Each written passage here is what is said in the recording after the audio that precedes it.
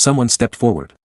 He called the killer star, Moon Jae-young, Master. Moon Jae-young looked at him and said, "You've come a long way. Really, very far. Do you remember when we first met?" The man was the divine doctor. He thought for a moment, then answered, "How could I ever forget?" His eyes filled with sadness. He lowered his head and spoke quietly. He remembered that unusually hot summer long ago.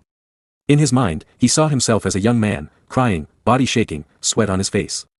Flies buzzed around the ruined crops. In front of him lay his family's destroyed fields. He cried and screamed in pain. That was the day Moon Jae-young arrived. That was when they first met. Back in the present. The divine doctor said to Moon Jae-young, "Sometimes I wonder, if I had met you just a little sooner, could I have saved my family?" A long time passed before he learned Moon Jae-young's true identity. Moon Jae-young kept looking outside and asked, "Why didn't you leave? I would have understood if you had." The divine doctor answered calmly, "My master is known as the divine physician. I know better than anyone that you are not someone who kills without reason." Moon Jae-young said nothing. He watched the Jin family leave the place. Then he turned and said, "Let's go down now. Patients are waiting for us."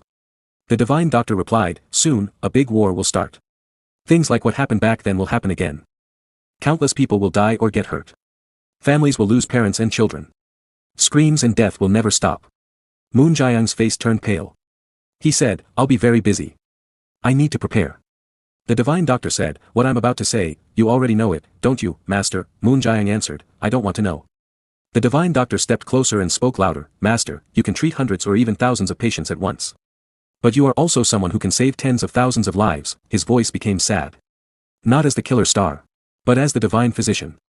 Please stop the coming war. This disciple will stay here and take care of the patients." Moon Jae-young stayed silent. Then, as he started walking, he said, "I should go treat the patients now. Come down slowly."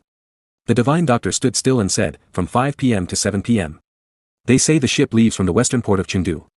Moon Jae-young replied, "It's a useless effort. The place I belong is not the martial world."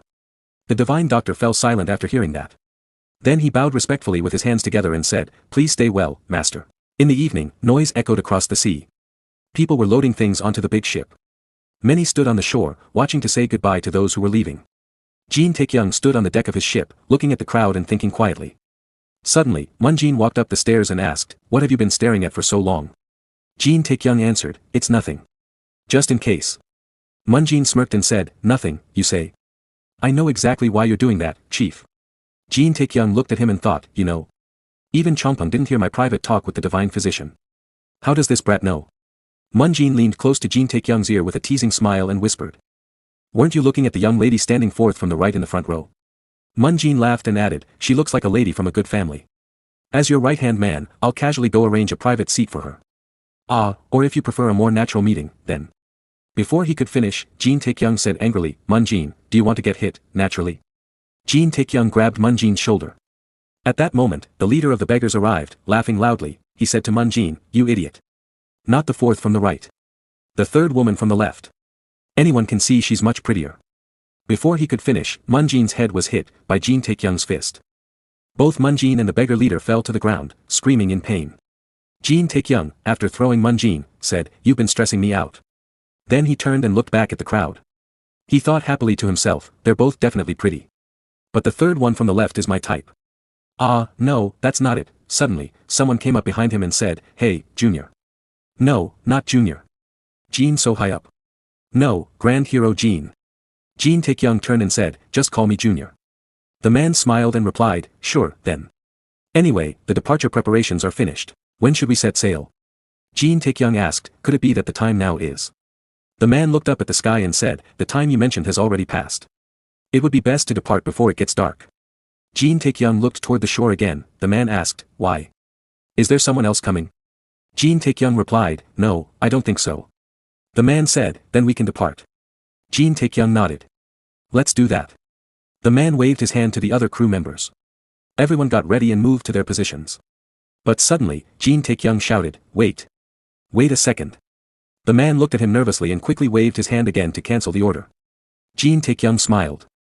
In front of him, Moon Jae-young was walking toward the ship, carrying his stuff. Jin Tae-kyung called out happily, "Let's take just one more person aboard." At night, inside the castle. The man with the big mustache said, "So, at last, those troublesome ruffians have finally left." His daughter asked, "By ruffians, you mean the martial artists who came last time, right?" The fat man rested his head on his daughter's lap and replied, yes, the ones who brought the token from His Highness, the King of Shangshan. His daughter smiled. The fat man asked, what is it? His daughter answered happily, it's nothing. By the way, father must have gone through a lot because of this incident. I heard the martial artists got into a big fight and many people died or were injured.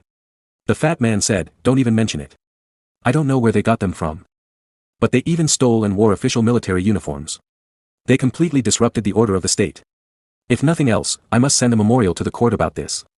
His daughter smirked and said, Father, instead of reporting to the imperial court, wouldn't it be better to say that you mobilized your own troops to stop the trouble and restore peace? The fat man looked at her nervously, then sat up straight and watched her face. His daughter continued, you would be seen as a kind and wise lord who protected the people and fixed the chaos caused by ruffians. Of course, it would be best to leave out the part about the weapons and uniforms. That could cause misunderstandings. The fat man looked down, still nervous, and said, Yihyang, it would be nice if things went exactly as you say, but no matter what, writing a false memorial is still a bit.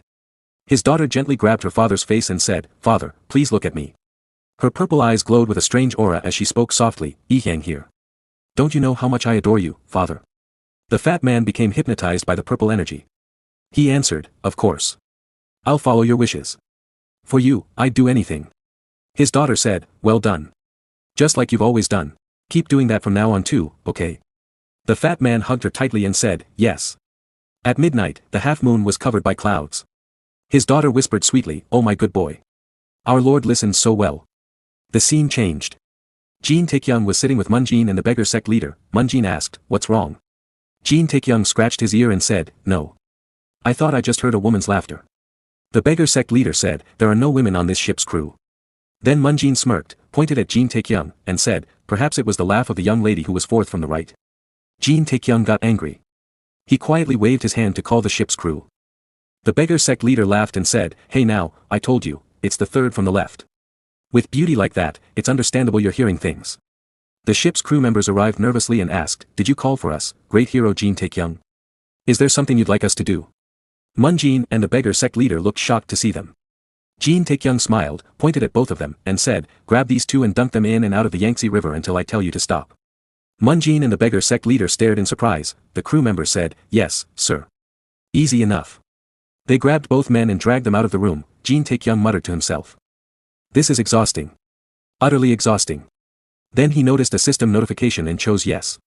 The notification read, an armor imbued with the soul of an unknown ancient master craftsman. Jin Taekyung looked at it and smiled. He thought, the previous owner died, so the ownership is now bound to me. Looks like what I was thinking was right. He selected to check the item. A bright light appeared. Jin Taekyung looked at it nervously, feeling a little confused.